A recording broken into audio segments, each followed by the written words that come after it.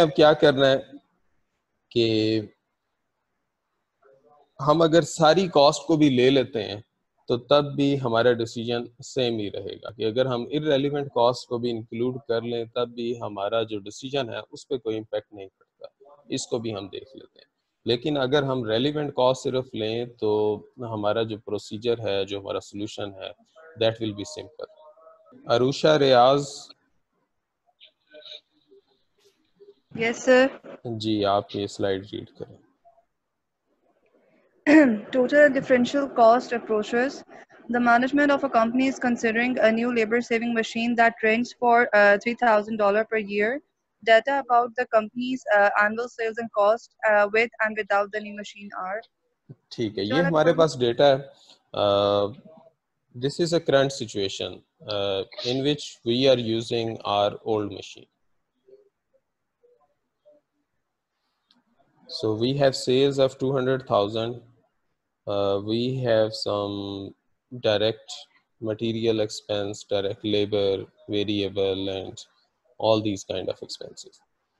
So new proposal management has is to buy a new machine.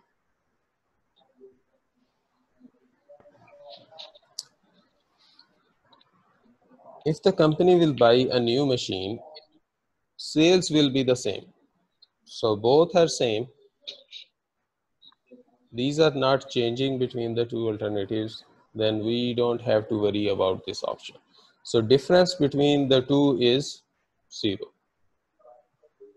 So we talked about that we have to worry only about the differential cost. If there is a difference between the two costs, then we have to do the accounting. Otherwise, it's useless to mention these. So mentioning these costs, the sales figures for current situation and old situation and the new situation is useless because this is not differential. What about the other cost? Direct material, they are same. Irrelevant. Direct labor. So in the old situation, direct labor cost was 40,000. And if we buy a new machine, we can save some labor. Maybe the new machine is automatic. So we can save 15,000 in direct labor cost. Variable overhead is the same, 0.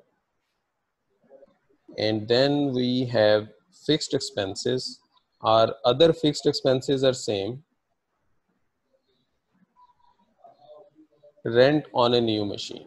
So we were not getting any rent on the old machine, but we have to pay some 3,000 rent on a new machine. So our cost will increase by 3,000.